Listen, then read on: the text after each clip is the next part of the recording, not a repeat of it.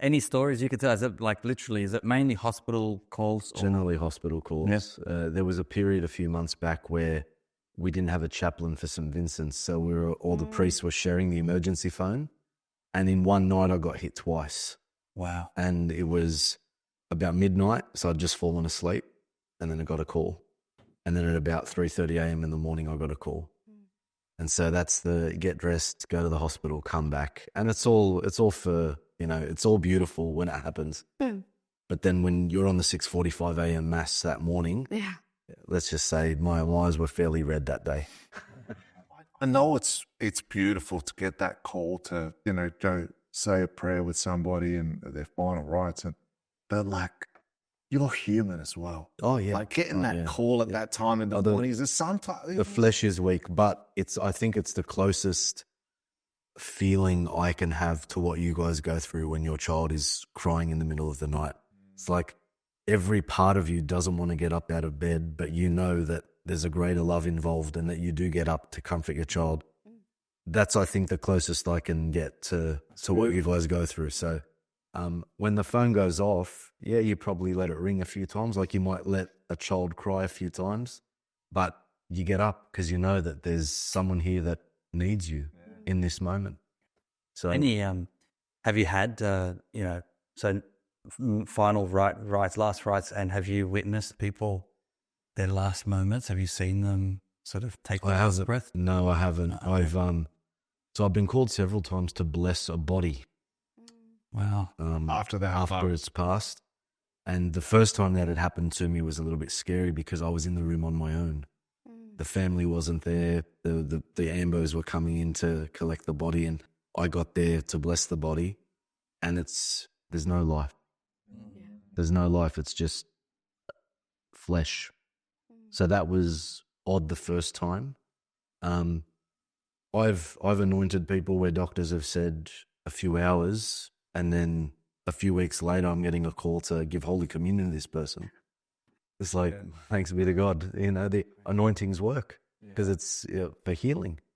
And then there have been ones where I'm in there for the last, few hours, and I anoint, and then I just give the family time. And one of the pieces of advice that my first year director gave me in seminary was, in the church, we don't need to go above and beyond because Jesus has already done that for us.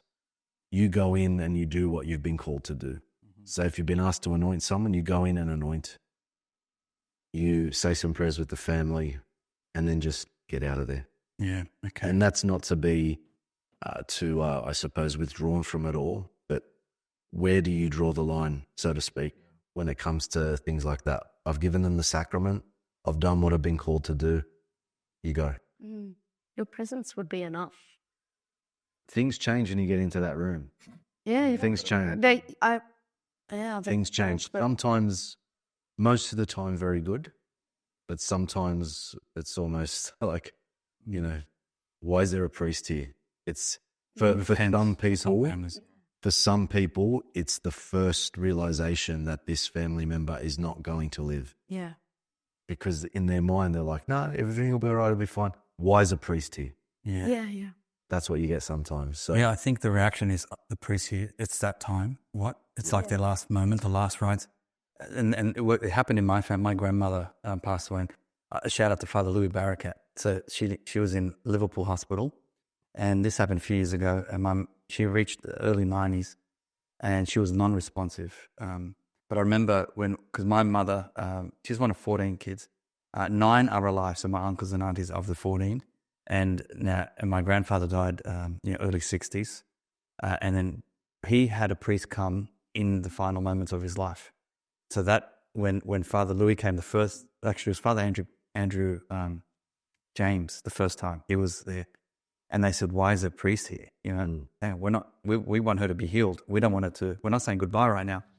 And then he came, he went, and then she lasted a few more days. She lost all energy, non-responsive.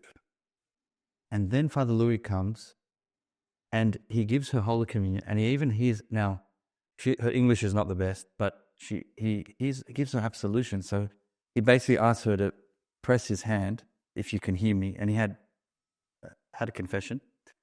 And when he gave her the absolution, everyone was in the room and saw this. She was non-responsive for at least 1 or 2 days. She opened her eyes at the end of the absolution, looked around the room, and then closed them again. It was like right there, and everyone was like, did everyone just see what just happened? And then the next day she got her energy back. She said she had final words to everyone. She wasn't talking to anyone that week. It was almost like a final message. Then the next day she died. So I was like, wow. So Father Louis Barakat was part of that.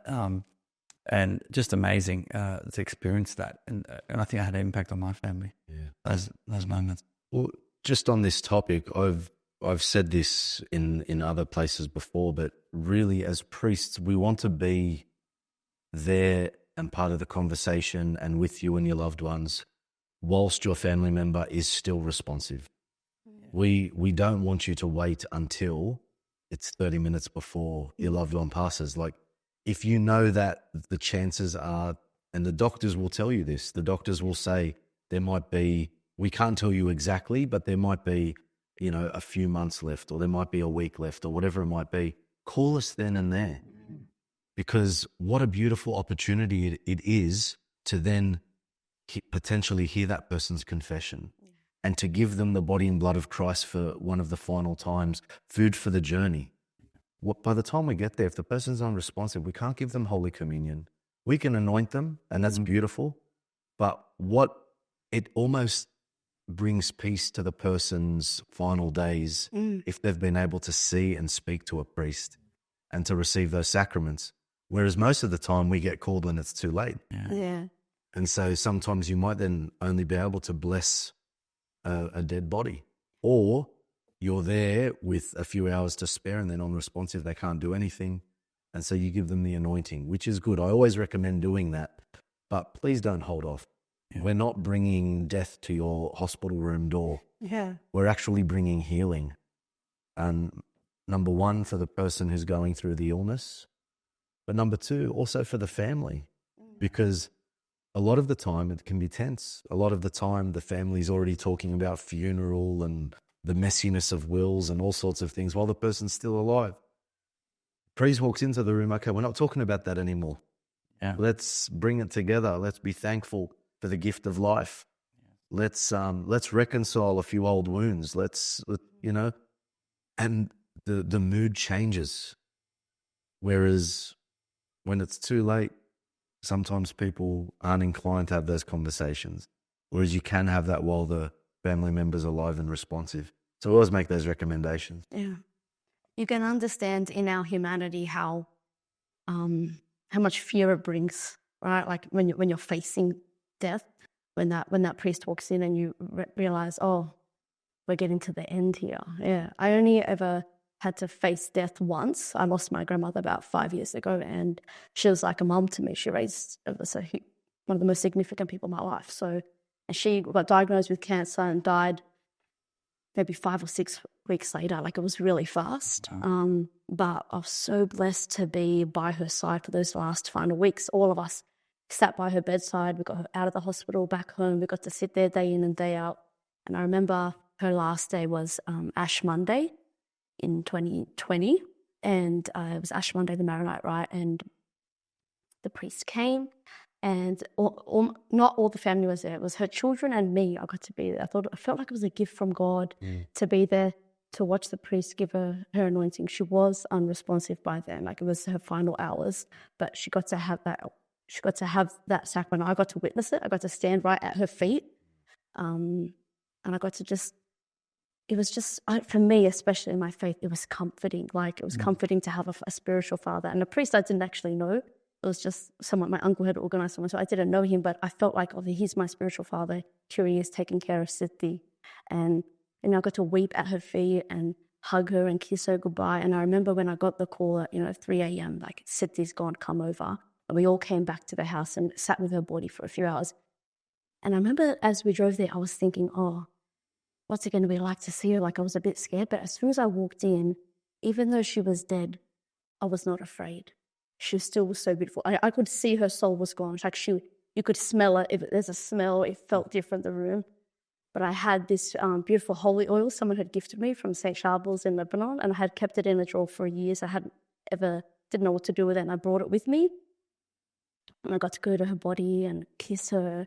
I remember taking the oil out and I know she'd already been anointed, but for me as her granddaughter, I was just like, and I remember just, kind of, blessing her forehead, her hands, her feet, and just pouring it all over and kissing her and thanking her. And then, I don't know why, but at the time, as I was holding the oil, I was like, oh, this is for all of us. So I went around to all her children, her grandchildren were all by, and then I kind of gave everyone the oil. And it was like something we all got to kind of participate in. And it was just, I could still smell it. I could smell that death. I could smell her body, but there was no fear. I was at full peace, just seeing her resting. I'm like, she's on her way home now. She's going to the Lord. Powerful, our faith. We know with confidence life does not end here on earth. Amen. And the experiencing death and going to a funeral or last rites or seeing someone's final moments, it's such an experience, isn't it? There was Father Robert Spitzer. He actually has a whole study on near-death experiences, and they've even researched, brain activity in the moment of before dying, and they're trying to see scientifically measure if there is some sort of change. People have this last urge of energy, or they've seen something, or the light at the end of the tunnel, or something at the end. It's fascinating what happens. I encourage the Margis Center do a real in-depth study on this, near-death experiences. I think I do have a podcast on that. Anthony, we'll have to maybe find that, put a link, but powerful stuff. And it just reminds people, it doesn't just end here, And that's what I love about what we've got to do. Our mission is to remind people there is a God. He loves us. He created us out of nothing for a purpose.